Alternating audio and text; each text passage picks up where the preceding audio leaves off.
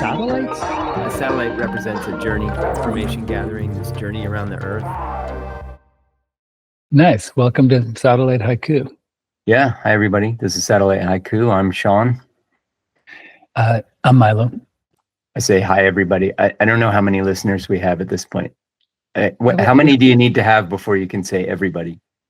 Well, I know Huli and Sochi joined the Substack, and so did some other people. So yeah, I've been putting. I started posting clips and putting ourselves out there a little bit, and it's funny because as I do that, I definitely those inner critic voices, like that sort of allergy to being out there, and then I start to the inner dissenter starts to ask questions like, like why are we doing this? We have we're like the stereotype. We're two white guys with a podcast. So like, at least we're not talking about crypto or what would be the other thing that we would have comedy if we were stand-up comics with a podcast. That's the other stereotype. But well, I mean, I do know that one of my friends from the yoga world who wanted to make his own podcast, he got on ours and was commenting about each episode, like this went really well. I like that. Whoops. Yeah. No, I write ad blocker and it updated itself. Yeah.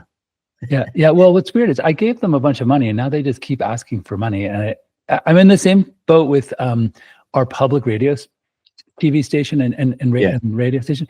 Like I give them money every month. They know you're reliable now. But now they sent me a letter like every month that says like, we're asking for more, like the Capitol campaign, build a new building. And I'm like, oof. And it was the same thing with the Democrats, right? Like my text messages blew up so much that I couldn't find real, like it was so much noise from, donate now, are you voting, blah, blah, blah, right? And I missed like text messages from people in my life because they were buried under piles of, the stuff from the DNC. even when you say stop, it seems like it doesn't stop. Oh no. And I even went to Act Blue. Yeah. Called them, I think, and said like, can you stop giving away my phone number? And they said when you donate to a campaign, the campaign gives it to all the other campaigns, and we can't stop that. Well, that's right. I mean, it's like the catch-22. Like, hey, I already donated, but that makes you the one they bother most somehow. Yeah, it's true. Yeah. And in 2020, I was giving to people in Georgia, like little congressional races that I thought could use a boost. Yeah. And that's when you really get hit, man. Because then they're like, you're out of state, and they're like, hey, if you gave to someone in Georgia, maybe this New Jersey person could, you fall under some kind of digital marketing. What do we call that? That subset of people who are just like suckers. Exactly. Like this person gave money before. He's a sucker. That probably is the name for that. Yeah. In their own little sort of file system. That's probably what they name it. Do you remember back remember with Ronald Reagan when he said, he was in front of Congress and he was being interrogated and they said, did you give money to sell drugs to buy guns to give to the rebels in Nicaragua? And he said, I don't recall. Do you remember that? Oh yeah, he said I don't recall like 100 times, like to every single question. Yeah. The people started wondering, like, does he recall any? Like, is it danger? Like, is he? But then Oliver North, who did take the fall for that, Colonel Oliver North, he my grandfather, like, it was one of those early, like, hey, he's a patriot, donate to his legal fund.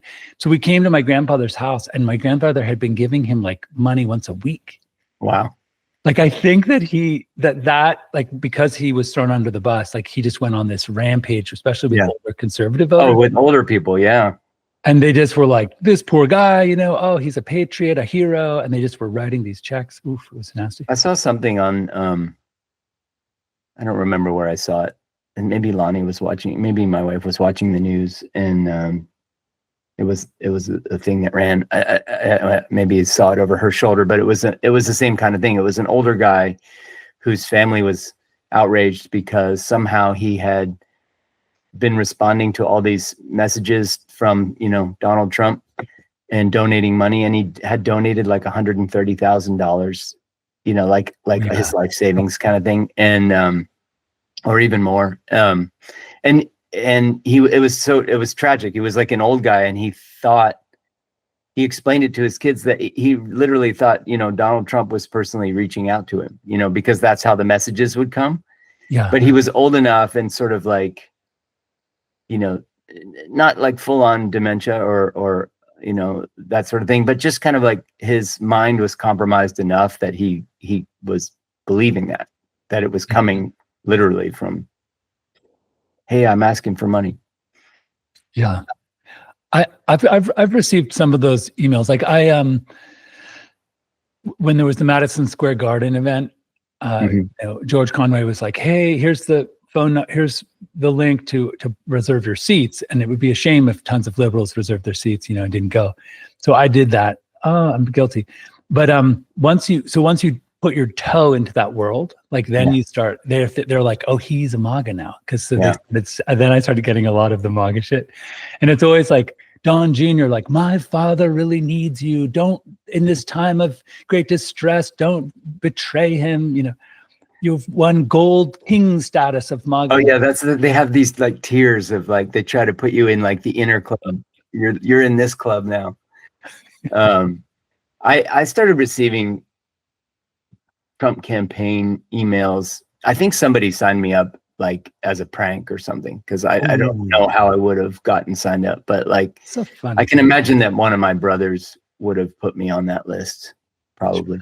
Yeah. So but yeah, back to this sort of the inner critic stuff. Like, as I've started to put clips out there on some of the social media, and as I posted on, 2 different groups, and just to kind of, it's really interesting to feel that inner resistance. And I like one of the things you said in a text message to me. You said something like, we've reached that middle-age point where curiosity trumps, like the fear or the, whatever. By the way, I think Trump has sort of ruined that verb, but well, I wanted to reclaim it. That's why I specifically. Yeah, we have to just start using it the real way. But yeah, like I like that. And I was talking to somebody yesterday about how just, like being at this point and just kind of recognizing that resistance in myself, that sort of allergy to self-promotion, to being out there, not even just promoting myself, but just even being out there. I remember somebody asked me about my newsletter a while back and was just kind of like, why are you doing this? You don't actually put any work into promoting it. Like, why are you even writing? And I hate those kinds of questions because it makes me question it myself. Like, why are we doing this? And I guess when I was talking to somebody yesterday about this podcast, I was just saying, like, ultimately, it's really fun to do it with you. And you make me think about things in a way that nobody else does. Like you express things, your thoughts, in ways that I don't think anybody else does. And I understand things differently because of the way you articulate them. And then you bring something out of me and like I think through things in a way that I don't with anybody else. And so there's just the joy of doing it. And then there's also, like, even though we're just 2 more white guys with a podcast, it's like, I feel like, if we are putting even a tiny little bit of light into the world somehow through this, then it's worth it. It's like the joy of doing it. And maybe, maybe we put a little light into the world, and then there is something about sort of facing that inner resistance to being out there and just saying, you know what, let me just actually see that and really notice that resistance in myself, and let me play with that, and that directly play with that resistance and try this. Yeah. That's really beautiful, man. I feel the same way. Like, and I think the other thing that we talked about at the very beginning when we were describing what we wanted to do, even during the episode on loneliness, was that, once I started working from home during the pandemic, like I wasn't interacting with coworkers, I wasn't on my way to, and I got into my head, like, and in my head, I can very rapidly, we talked about 3 days of the condor. Like I can go, my therapist called it catastrophic thinking. Again, it came from, like, I used to struggle with this with my mom, that she would say, oh no, it's all ruined because, and I'd be like, why is it all ruined? And she'd be, because they said the pizza would take 45 minutes and everyone's hungry. And I'd be like, well, oh no, it's not ruined. It's just, we'll be hungry for 45 more minutes. Like and so I inherited that. I cultivated it, I guess, for some reason, because maybe it makes you feel safe. But like in my own head, things go dark fast. And if I have to say them out loud to you, it keeps me in a place it keeps me level, less than diving down into these rabbit holes, I don't know if that's the same for you, but. Yeah, for sure. Yeah. I think that, I don't know, there was one of the ayahuasca ceremonies I did a while back. You have this ritual. One of the parts of the ritual we would do at the beginning was sort of express our intention, right?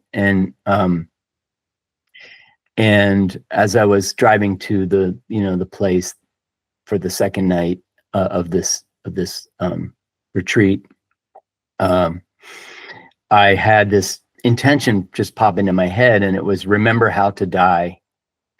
And I was really freaked out by it. And I talked to the facilitator about this, and I said, this is the intention that's really coming to me. And I'm kind of like, that seems sort of like a terrifying intention. And she said, no, that's really beautiful. And what she sort of led me to was this idea of just walking towards that death in a welcoming it in a curious way. And so, like, I'm trying to connect this back to what you were saying, but it's just basically that idea that you can really notice the thing that's scaring you, that's bothering you, and you can, instead of trying to sort of breathe through it or get rid of it in some way, you can kind of walk towards it and really see it. And there was something about that mind shift, that idea of like, walk towards that thing that scares you. And it's hard to even describe, because it's not about like facing your fear. It's about like really seeing it. So facing it, like not pushing through it and fighting it, but it's like really seeing it as a thing that you're super curious about. Mm-hmm. Yeah, I had a therapist once who we were talking about this idea of being shy to release something or hesitant. Mm-hmm. We were discussing it, and she said, what if you found a door is closed and you ran up to the door and banged on it and opened it and said, what's behind the door? Like, why is it hidden from me?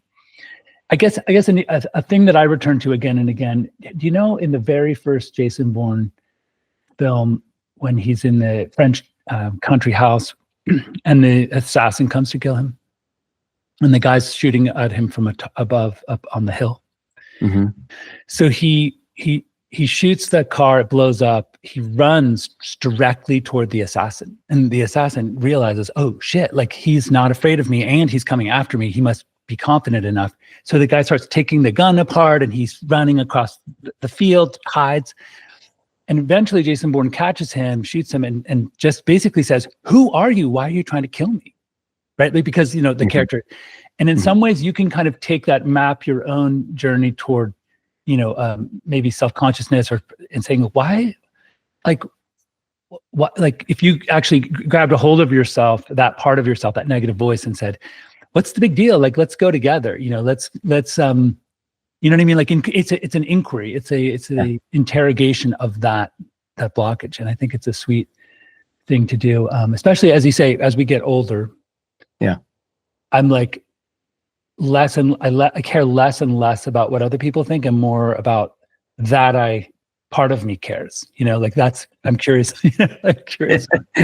Yeah, no, I'm laughing because that reference was so awesome. The Jason Bourne reference, like that was not what I would have expected. And I think that, I mean, again, that's what's so fun about this, is that you always will bring something like that. That's like I would never have come up with that particular reference in a million years, and it was perfect. I love it. It wouldn't have been the thing that I went to.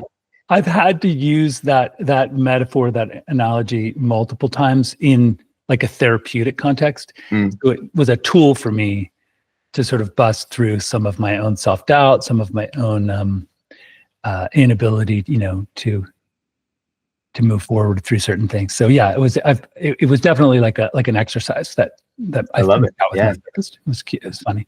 It's cool. So this is going to be kind of a short episode. We just wanted to get together before Thanksgiving and talk about some of these things that make us feel grateful for each other, for this opportunity, for all this stuff. So so we tend to wander, and that's how we will get to our topics in general. But have you ever, speaking of like the therapy stuff, have you ever, I know that like people practice like a gratitude journal. I've never done it, a gratitude journal. Have you done that like that as an exercise? I've done it for short times, and I would do it maybe in association with the morning pages or something. Like that was part of my, after I blew through all the negative voicing, I would then do a gratitude journal or something. I also once did a really interesting exercise where it was in the middle of Donald Trump's first term, and I felt very frustrated. Like none of my political programs were being implemented towards climate change, for instance. And I remember just sitting down at night writing a list of things that Donald Trump was not preventing me from doing, that I wasn't doing myself. Like at the top of the list was just like to grow an herb garden on my back patio. Like he just didn't ban me from growing, but I have it, I want to do it, I haven't done it. Like water harvesting was one of the things, solar, like certain things that you sort of to recapture the power around your place in the world and how you feel like you integrated into the world. And that in a way that was a kind of gratitude journal. Like I was acknowledging the ways that I am empowered, like an empowerment list or something, Yeah, no, it's interesting how something can occupy your mind that much. Like, that expression like lives rent free in your head. Right. And I mean, it's such a, I mean, the Trump, the first term was like that in a lot of ways where you just sort of couldn't stop thinking about it. And like, and we talked a couple episodes ago about just kind of being, having a certain kind of relationship with the news, either being like really deeply immersed or avoiding it or whatever. But yeah, it's interesting how something can occupy so much space in your head. And I find I'm constantly with my two brothers who I don't really talk too much, right? Like we are very politically divided. And, once in a while I will get wind of something they posted or that they said about me or whatever. Right. And it's so hard for me to like, part of it's that question of, do I take the high road and do I respond or, do I sort of slap back somehow or right. Do I, but I find it's so hard to just not think about it, right? Like to be just like, oh, like it doesn't really affect me. Like they can say whatever they want. I don't need to take it personally. And on a lot of levels, I'm not taking it personally, but then it's, sometimes just in those like idle moments, you can't stop thinking about that stuff, or whether it's Donald Trump or whether it's some like dumb slight in your life. And I don't know what that is. Like, I don't know if you have that, but like, you just can't get it out of your head. And so like that exercise, like, those things, like, it's not really affecting my life. I can do all these other things. And I just like, I find myself wishing like, how can I just get this out of my head? Because it's really not affecting my life, except that it's occupying space inside my head. Years and years ago, when my dad was selling life insurance, he bought a little Massachusetts Mutual, I guess it's a policy based, and and so I've had it for years and years. It's just a small amount. It would pay for my funeral, things like that. But they sent me a genetic test kit for free. Like, I guess they were thinking, if we can find something wrong with him and like prevent it, then we won't have to pay. And I was like, well, it's I'm a little sketchy. I know 23andMe is going out of business, and where is their database going to end up? Like, they might sell it for cheap, or So I was a little hesitant, but I was like, you know what? Screw it. I'll do this thing. So you spit into a thing, and they send you back. And I got it yesterday, and it basically, there were like 5 or 6 key sort of what do they call those things? Key mortality factors.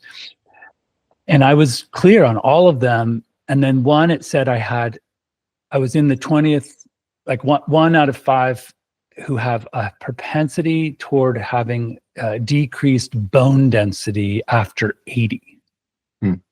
So I was kind of like, hey, like I will go with that. Like, I don't have any like heart disease, even the diabetes type 2, which I thought I had. It said you don't have a genetic propensity for that. And so I was like, I was joking with my kids on the thread, like, and my wife, like, sugar, it's back to sugar. And then I was like, no, I know it's bad for others, but I'm grateful for that. Like, I'm grateful that we can test for those things and then feel kind of like, wow, I'm healthy. Like, I'm 55 years old and I'm actually don't have genetic predispositions toward these diseases, and I'm very grateful. That's great. That made me think of one time when we were young. We were probably in our 20s. It might have been high school. Might have been earlier, but you were a pretty healthy eater. Maybe this was in our 20s, because there was like that vegetarian phase, and there was definitely a phase where you had moved into this much healthier eating lifestyle, and I was on board with it when we were roommates, because we were all kind of doing it.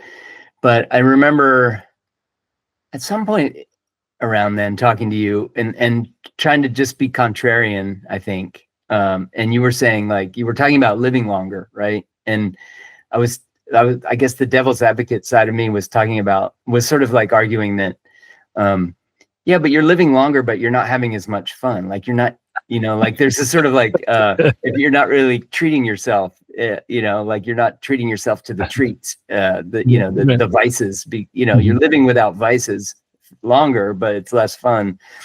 But it's funny how I've definitely, my perspective on that has shifted as I've gotten older, and, I have kids and stuff, and I want to see them, I want to be healthy when they are older. And so I suddenly, not suddenly, but like, I noticed that I remember having that perspective, or at least being contrarian and claiming that perspective. And, and I totally think about it differently now. Like, I want to be healthy, a healthier older person, so that, and I watch the older people in my life that have health issues and are taking 50 medications. And I definitely don't want to be that. And part of it, is seeing that, witnessing that in them, and I go, okay, that's what I don't want. So, like, I went to the doctor, I don't know, a couple of years ago, and I had like my panel of tests done. And the only really thing that came back was one type of cholesterol. The bad cholesterol was just slightly elevated. Yeah. Not in a bad way, not in the bad level, but like elevated, like it came back as, quote, elevated or something. And so my doctor said, well, you need more fiber in your diet. And I was saying, well, I do a pretty good job of eating fiber. I eat a lot of vegetables. He said, well, maybe a fiber supplement, and this is a doctor who is a super young guy. He was probably, in his 30s. And he said, I take Metamucil, and he showed me his Metamucil. So I went out and started taking Metamucil after that, every day, just for that one little thing. So I haven't had my test since then, so I don't know if it's helped. It helps my poops, though. Oh, that's a game changer in the fiber. Is really And TMI, but have you had you must have had at 50 the colonoscopy, right? Yeah.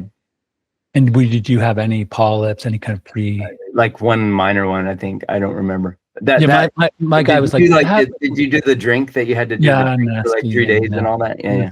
It was gross. And then I took the propofol, and he, wiped there with the camera, and he said, you need to take a fiber supplement. Like, and I bought one, it's called Benefibre, and or Benefiber. It's just like a white powder. It doesn't taste like anything. It's like you just throw it in there. I almost forget to do it because there's no like bad taste or impact to help remind you that, So anyway, I take it. But the truth is, what I started doing, because I don't really like eating, I like bitter taste. Like I like IPAs and I like arugula. I love arugula or Swiss chard, like things that are bitter. So what I do, and it's kind of like, I don't enjoy it, but I just take a bag of arugula and I just take a handful and I just sit there and eat it. As kind of like, this is my contribution to just putting leaves into my gut. Like it's not just pizza, it's not just cheese and coffee and beer.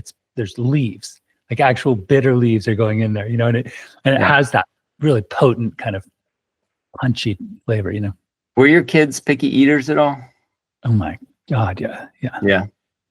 Because when you were saying that, like one of the reasons I don't eat enough vegetables is because my kids don't, right? And so it's like I'm cooking for the family and I don't cook enough. I should do what you're doing with it, just have my own feed bag of leaves. It works, you know. Yeah. I remember my kids. I did an experiment one year, partly tongue in cheek, but actually it was a pretty steady experiment where I decided to survive all of my in-home dinner meals were just the things that the kids didn't eat from their dinner, you know, like, and they pretty much had like a veggie dog, organic whole grain brown rice, and then steamed broccoli, like that's all they wanted. And they couldn't touch. Everything had to be separated, you know, and I always threatened to buy those like Indian metal trays where they put a little bit of, you know, this like the dents in there.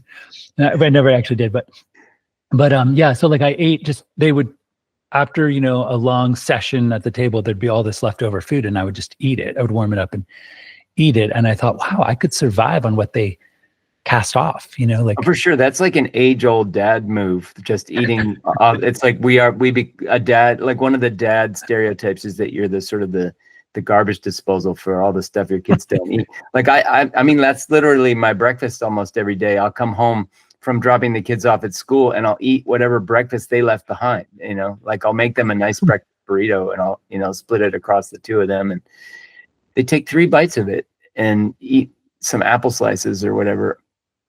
And so I come home and there's apples and, you know, half a breakfast burrito that's still on the table and that's my breakfast. Oh, it sounds sad, but it actually isn't such a bad thing. Yeah. Oh, that's funny. My dad was always known, like, when my mom and dad met in high school, they were both boarding school kids. And they went to, you know how like the president of the academy would hold like a welcome, like a dinner, like outside of the mansion for, maybe the high school kids, I don't know. So everyone was there and they had a guy walking around with sliders. And my dad was hitting on my mom, like they had just met. He was like flirting with her. And the guy would be like, do you want a slider? And he just kept eating sliders. And eventually she said, how many of those have you had? And he went, I think 13. And then he got really full and then he got sick and actually threw up in the fountain outside of the president's house. My mom was like, oh, I used to jokingly be like, that must have been so impressive. My mom was like, wow, he ate 13 sliders. Like, what a man, you know, but anyway, years and years later at my big sister's wedding on the west side of the Tucson Mountains, we were at like some kind of dude ranch. And in the morning, we had a big, huge breakfast buffet and they brought around, you know, like eggs and toast and everything. And there were these little like sausages, like this like little mini kind of Uncle Ben's or something. And my dad, after sort of partway through the meal, my dad started to walk around the table, like chatting with people. And then he would say like, are you going to eat the sausages? And they'd be like, no, you can have them. And so he kept taking other people. And my sister finally came up and was like, how many of those did you eat? And he said, I think I ate 20. Like 20 sausages. Like, just think of what that does for your gallbladder and like your body is like, why is it coming all this fat and, you know, whatever. That's funny. It's so your dad, it's funny to think of that. Like there's a breakfast buffet there, so he could just go get sausages from the buffet probably. But like it's very your dad to be. He's that Scottish frugal, right? Like this shouldn't be wasted. Yeah. Why would I go over to the warm ones when I can just eat these cold ones? Right. Also, but like I think there's that Scottishness of your dad too. Like this is going to be thrown away, and yeah, exactly. Like I may as well eat it, and it's too much for me, but it's better than throwing it away. You know, Right. That's really that was probably part of that. I can see that. Your dad is so pragmatic in some ways, and kind of weird and flighty in others. And I don't know which one of those two things was the driver for that eating of the sausages. I have two more funny stories about my dad that are totally valid. Like, so you and Lonnie came to our wedding in Colombia, and my parents came, and it was just so I don't know if you remember when we went on that party bus where we were dancing, and you were saying how you didn't really like aguardiente, but you felt so happy. Remember when you? Oh yeah. When I think it, I feel happy. Like I don't really like it, the taste, but it has an anise quality. Yeah. And anyway, so we're there trying to rent the bus at it was like a Airbnb type, not a brothel. That's a terrible.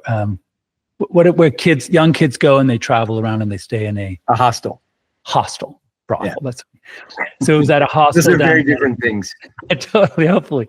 And so then my dad got bored and he walked down the street, and my wife, who grew up in Medellin and knows it's a dangerous place, especially for gringos who can't speak Spanish. She was like, go after your dad and, be with your dad. So I go jogging down the street, and he's gone into a bodega to buy Diet Dr. Pepper, but he can't speak Spanish. So he takes the Diet Dr. Pepper, puts them on the counter, and then he opens his wallet and he starts putting bills down on just looking at the the attendant's face to see if it's the right amount. And I come running in and I'm like, Dad, that's Dar Papaya. Like you don't take out your wallet first of all, and you don't show them how much money you have and then ask them if it's enough, right. They're going to keep saying, yeah, come on, man. I need a tip. But anyway, and then the second one was my dad's type 2 diabetic, and we went down to the river on that bus. And so I had arranged, because we didn't know where we would end up in the jungle, would there be food, So I had arranged for the hotel where we were staying to make him some empanadas, like for breakfast. They had been making them for breakfast, those little empanadas. So I gave him a bag of empanadas, and I was like, Dad, these are your calories. He has to keep eating like every 2 hours to keep his blood sugar stable. And we get down to the river, and I was like, Dad, so where are your empanadas? And he goes, I had so many of those over the past few days that I just gave them away to some kid out the window, because I thought I'll just get something else. And I was like, there is nothing else. Maybe a monkey. Like we could kill a monkey. Like there's nothing else here. You can't hope for something else. Like you're diabetic. I was so flustered, and he was like, man, And then we get down to the bottom of the river, and there's a tiny little snack shack. And I bought my dad some almonds, and my dad goes, I eat too many almonds in Florida. Like I've had, that's fine. I'm like, this is the food that you have. Like we don't have other options. There's not like a Circle K down the street. I remember that. Yeah. I remember you being so frustrated. Yeah. But in some ways, he's just always, my mom would tell you that he's always floated through life with like a guardian angel. Yeah. Like he doesn't believe that anyone will do anything bad to him. And so they don't, is sort of what it appears to be the case, like the whole, like being robbed. It seems to be a beautiful way to live, and I can just see your mom watching that through that whole life, just kind of going, like almost hoping that he'll learn his lesson in some mild way, and it never happens. And your mom's like, come on. Totally. It's true. It's true. All right. Well, we should probably wrap this up. We were going to do a short one just for Thanksgiving. Oh yeah, maybe let's finish up let's maybe officially say what you're grateful for on this Thanksgiving as you head in. I always hated those things at the table when you were at somebody's house and they did the let's go around the table thing and say what we're grateful for. I would if I could escape the room at that moment, I would. But I said at the beginning, I'm really grateful for this friendship for sure. I think that we have a certain flow that is super fun. I don't know. I think I'm grateful for how I feel like I am still trying to figure out how to be in this life, and I make a little progress each year. So That's a good one. I like it.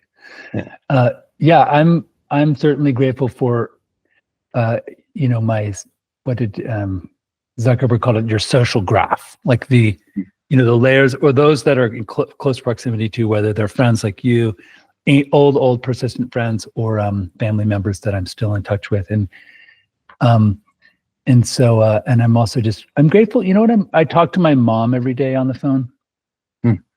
And I started out like calling her once a week back when I was commuting and stuff. And now I just realize she's 80 and she's got a lot of, and I'm just grateful for the fact that we can, like, we do the Wordle together every morning. Oh, nice. Like I send her mine, and then she sends, and then we send what our guesses were, like once the other person's finished it.